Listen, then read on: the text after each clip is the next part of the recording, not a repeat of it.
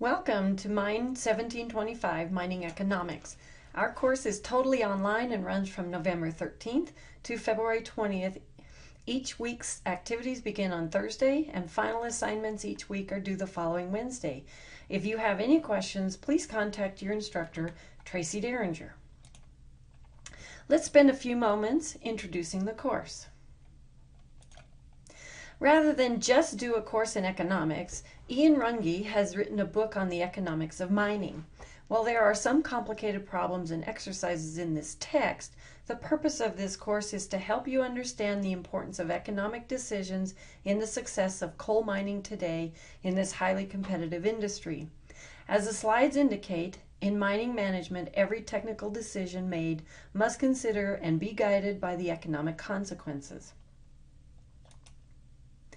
The text looks at mining economics through two lenses. The first lens assumes the economic environment is neutral. Many economic elements are outside the decision maker's control. Capital has already been sunk or expended. The product selling price and many other factors are taken as given. The second lens focuses on a broader range of issues. It recognizes that whether a mine is performing or not is unlikely to be due to some technical cause alone, though some technical cause may be blamed. Choices are not played out in a vacuum. Instead, they are subject to changes in the world at large over which the decision maker has little control. A new mine development justified on a rising price of coal will yield a return dramatically below expectations if instead the price trend turns out to be falling. The non-strategic approach to economics assumes that whatever one person or one company does will not affect the market as a whole. If you produce an extra ton of coal, it won't affect the world price of coal. Makes sense, doesn't it?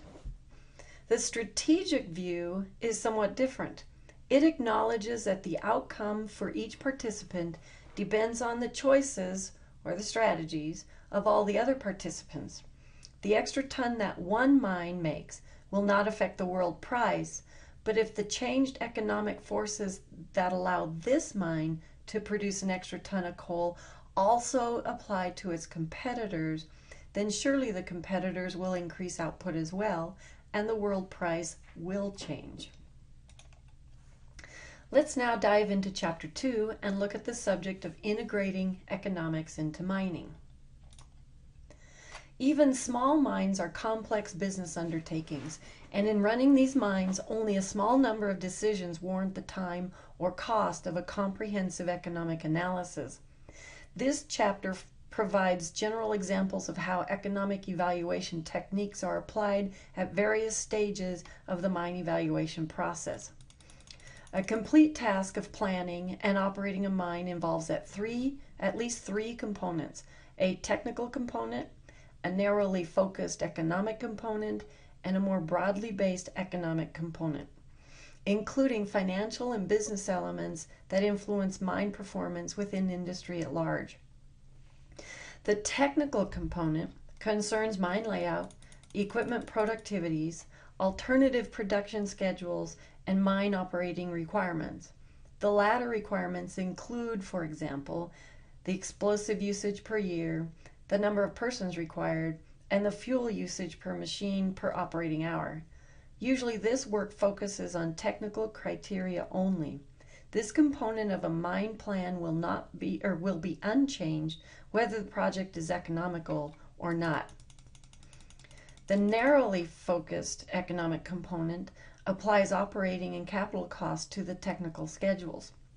It analyzes alternative schedules and alternative equipment in economic terms. For example, the price per ton. It also builds up and examines unit costs, such as the fuel cost per liter, annual fuel cost for the whole mine, and labor cost per person per year. The object of this phase of the work is to allow comparison of options in economic terms. The more broadly based economic, financial, and business component aims to understand the degree of viability of a plan and how the plan fits within a wider corporate context. This phase also examines the relative risk associated with investment decisions and the sensitivity of the plan to factors outside management control. Mining is an expensive activity, the cost effectiveness of which demands these economic analyses. Mine evaluation is also an expensive activity and demands its own economic analysis. Is another $500,000 expenditure for exploration likely to yield as much increase in shareholder value as a $500,000 expenditure on metallurgical testing? The task of the mine planner is to develop a mine plan that will maximize shareholder value, and one of the components in this process is the cost of and cost savings flowing from the mine planning task itself. The evaluation of every potential mining development starts somewhere. As a minimum, some estimate of how much ore is in the ground must be available, coupled with some estimates of the cost of extracting it. In grassroots exploration, an initial starting point for evaluation is an assumed ore body. Prior to any substantial expenditure, the following question must be asked. If this exploration is successful, what is the best deposit that can be expected? The hypothetical deposit can be described in terms of tonnage, grades, depth, and physical location. Ongoing exploration around some known ore body serves two purposes. Number one, finding more reserves, and number two, understanding existing reserves to ensure greater reliability. Additional reserves usually translate into additional value. Unfortunately, reserves that are simply understood better are not necessarily worth more than reserves that are understood to a lesser degree. Once a potential mining development has been identified, how does technical evaluation proceed in a rational way, accounting for the economics of information as well as the economics of mining? A strategic assessment based on economic criteria is an important element in this rational decision-making process. The difficulty is that from early on in the evaluation process, some broadly assumed final development scenario defines a path along which new information and new studies are directed. Because information is gathered sequentially, alternatives that might be equally attractive in economic terms may never get to be compared. Another complication can be the people who are doing the evaluating. If they have a bias to certain methods and equipment, then other potentially more economic means and methods may get overlooked.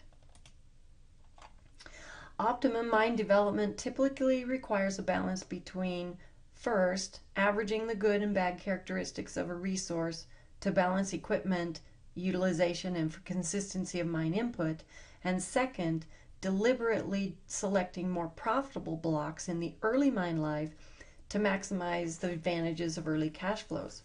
The focus on selecting the more profitable blocks early is to balance the higher profitability of these blocks with the capital costs that are most severe at the start of a mine. Mining operations continually change. Existing equipment becomes less suitable to the task. New equipment is continually developed to move mining quantities more cheaply. Pictured here is a haul truck with Westex flow control body holding 447 tons of coal at Peabody's NARM mine. It is one of the largest capacity haul trucks in the world. The evaluation of an overall project is usually undertaken by using discounted cash flow techniques. A technical study initially yields tabulations of the required equipment, personnel, and supplies necessary during each year of pre-production and production to produce a certain amount of mine output. The costs of purchasing and operating the equipment are combined with personnel and other costs to determine the overall cost structure of a mine.